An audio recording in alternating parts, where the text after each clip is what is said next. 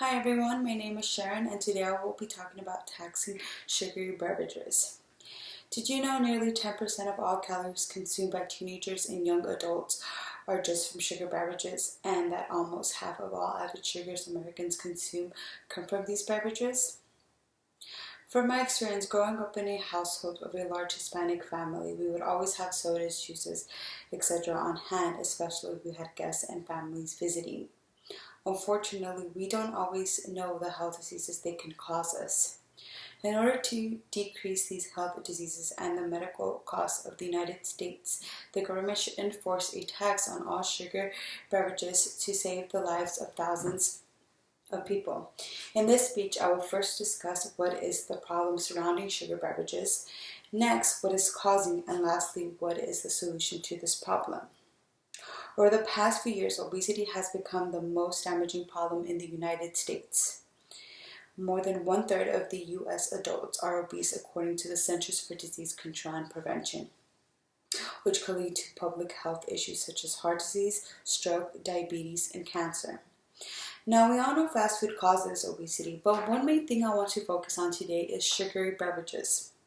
So what are drinks that are considered sweet beverages? According to the CDC, sugar beverages are any liquids that are sweetened with various forms of added sugars. When doing this research, I came across a video which is called Sugar Hiding in Plain Sight. This video states how there are around 56 added sugars out there, but most people do not know the names of these added sugars, nor they do not know how to read the labels on these sugars. But in reality, these added sugars are the single most ingredient in foods and are present in all labels of these beverages. Of course, the most common one being high fructose corn syrup. Furthermore, sweet beverages are the #1 added source in the American diet. Frequently drinking sugar beverages is associated with weight gain, obesity, type 2 diabetes, heart disease, kidney disease, non-alcoholic liver diseases, tooth decay, cavities, and a type of arthritis. Also, young adults who frequently drink sweet beverages have more time with television, cell phones, computers, and video games, along with less time playing outside, participating in school events such as sports, clubs, after-school programs, and are linked to being more isolated. What else do sugar beverages cost the United States? Well, the way the generations consuming these drinks is causing major health issues. This is a public health issue because, again, it's a serious contributor to obesity, heart disease, and diabetes, as well as other related health problems that were mentioned previously. Not only does consuming sugar beverages bring health outcomes, but it's linked to an annual cost for the United States.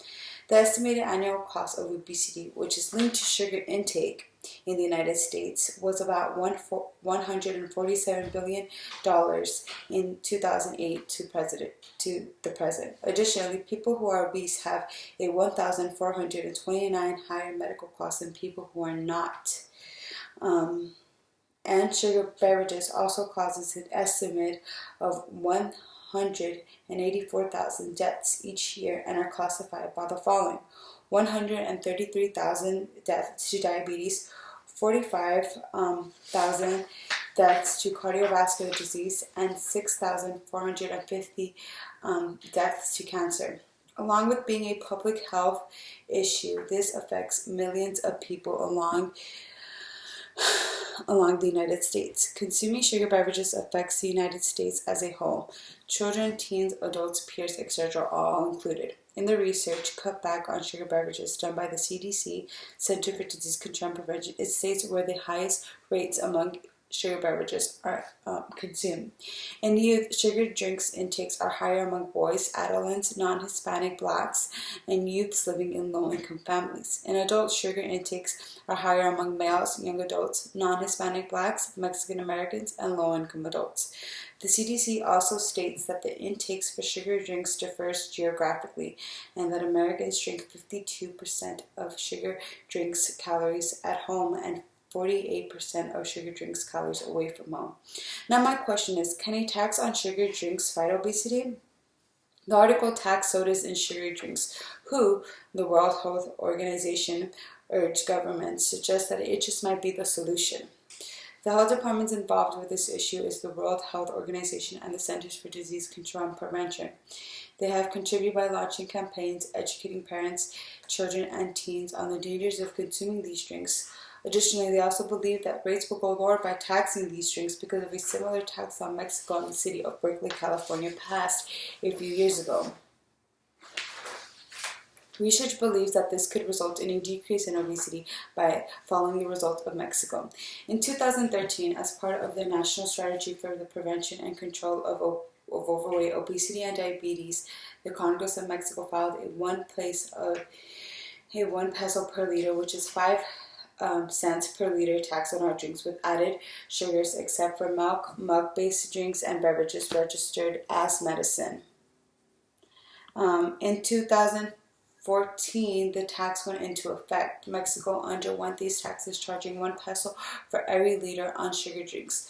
With this, Mexico became one of the first countries to force this law to pass on all sweet beverages that contain sugar, sugar powder, syrup, high fructose corn syrup, artificial extract, and sugar flavoring. Since Mexico passed it, it has shown promising results with a 6% drop in sweet beverages purchases and a 9% drop in low-income households in the first year. Over 30 states have taken steps to remedy this health problem, but unfortunately most of them have been unsuccessful in passing this law, including California, San Francisco. Although 30 states failed, the city of Berkeley, California thrived with the success of 76% voters passing it. Since passing it in 2015, a significant price in sweet drinks has increased, and with that, the city of Berkeley distributed $1.5 million to schools for nutrition program and research grants. Although the drive for taxing drinks gets powerful every year, only Berkeley's 1 cent tax per ounce on sugar drinks have been the highest to be passed in the United States. More of the same policies have been rejected than adopted. Recommendations and solutions to pass this law could be to get health educators to go door to door to educate voters on taxing sugar drinks, show them the health benefits, have fairs, make people show up to promote our kids' health, and have community meetings. This law needs to be passed for our generation's health and our future generation's health. Right now, I would like to talk about my artificial. Okay. My artificial would be this Coconut Edition Red Bull. As I said before, there is 56 added sugars that we do not know about. But in each can or even sodas, we have the things here. And if we do know it, sugar is the highest one here. It is the single most ingredient, like I said in the speech. We can see that it has glucose, sucrose, natural and artificial flavors. Obviously you guys can't see, but I'm reading them. And that's what we mainly have to focus on when we're reading labels. Thank you.